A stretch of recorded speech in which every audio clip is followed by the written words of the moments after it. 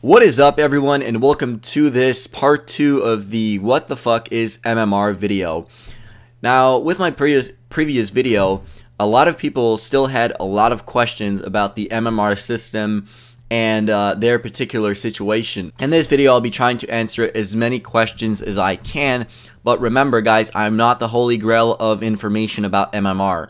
I'm just another player who just happens to read a lot about the league and get informed. So if you still have questions, you might want to put them in the comment section. Maybe some other people can help you, or I'll just tell you guys at the end of the video where you can find some more information. Alright, so let's start about the first question that a lot of people had was, where can I see my MMR?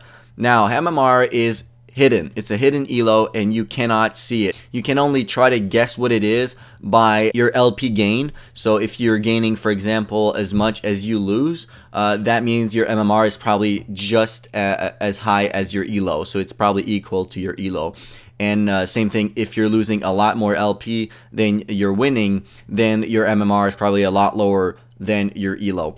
Another question people had was, what are the factors affecting MMR and why, you know, in my particular situation, why am I still gaining so few LP and losing so much when, for example, I just won my last 15 games, right? Because in my last video, I did mention that if, you know, you have a long win streak, then that should normally help. The problem is, there are many factors affecting MMR, and not just win streak and not just people you play with.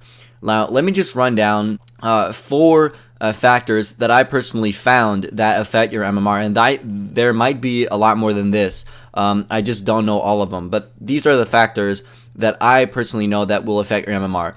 Now, first of them is activity. Now, if you play once a month, it's normal that your MMR is a lot lower, because the league will actually punish you for not playing ranked games. And that's why they also demote people after a certain period of inactivity. You know, you play once a week, that's fine, and you won't get more MMR if you play every day and if you play 5 times a day. The only problem is with activities if you don't play for a long period of time.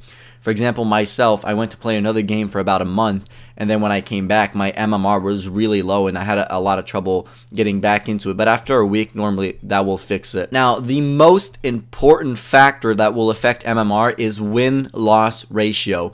And that's the reason why, if you had, you know, your 15 last games, you won them, but if your win-loss ratio is really bad, then that won't affect your MMR that much. Say you won, for example, let me just make numbers up here, 100 games and you lost 200 games. Now, even if you win your next 15 games, you're still going to be at 115 wins and 200 losses. And so that win ratio is still going to be very much negative, and so you're still going to have a really negative MMR. But if you, for example, have only 30 games played, in which you have 15 win, 15 loss, and then you win 15 games in a row, you're now at 30 games won and 15 lost. So now that ratio will be affected so much that your MMR is going to be up the roof, right? So it depends on how many games you've played and the percentage of the win ratio that you have. And that's why I said in my last video that if you have, you know, a long win streak, if you don't have many games played, you know, 15 games won will affect your MMR so much because the percentage of those win will be very much higher. Now, if you have 500 games played in ranked, you need to have a win streak proportional to the amount of games that you've played in ranks for it to actually matter. Next is your general stat curve. Your stat curve can be seen on lolking.net.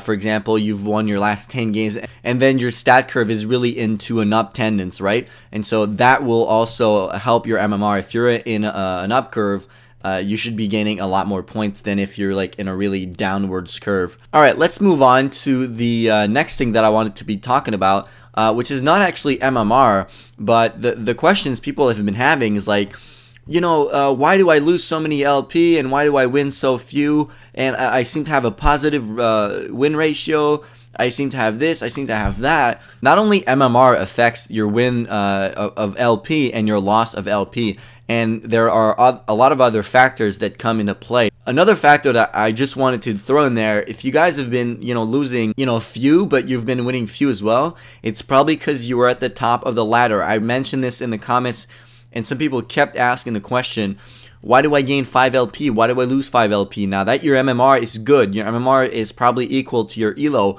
The thing is, you're probably in the #1 division of the tier that you're in. For example, you're Gold 1. For example, you're Silver 1. You're Platinum 1.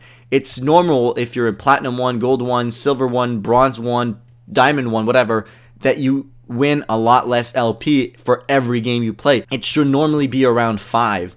And that's because Riot wants to make sure that you deserve the permanent upgrade when you move to the next tier. Now, finally, I wanted to address the people saying, does the MMR system really exist? What's the reason behind it? It seems like so complicated, weird, and useless. Now, yes, the MMR system exists, and you may go look on the website or on the game. Like I said, I'm going to be telling you guys where to go find more information about this. Yes, it exists, but not only that, it's extremely useful. Mainly, the ELO system is not enough to just sustain a ranked competitive play and a rank ladder. The MMR system is going to take in consideration not only your ELO, but also, like I said before, your winning curve, your win-loss ratio, and all those things, and then modifying your ranked experience to match those factors. And so that way, everyone can have their own experience that really matches their skill level in rank. So to summarize, the MMR system is really, an intelligent system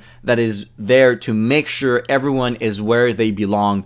Of course, right now, there are some exceptions to the rules, and some players seem to be matched a lot lower in the ladder that they should be. They're working on fixing that, so just, be patient if you're stuck in the ladder lower than you are. I don't know when they're gonna make them, but I know they will. And if you need more information, like I said before, there is a place where you can go find more information in League of Legends directly. So if you go into your summoner profile on the top right, so where you can see your champions and all that, and then you go into leagues, afterwards on the right, on the bottom right, there's a little blue button there that says, more stats. And just under that, there is this little button that is more about the league system or something like that. Click on that little phrase, and then you'll have a lot of information, a lot of detailed information that might answer some of the questions that you still have about the ladder system and how it works and all that. And hopefully this video was really informative for you guys. Again, don't forget to subscribe. Go watch my other videos if you like some nice commentaries. And I will see you guys on the field of justice.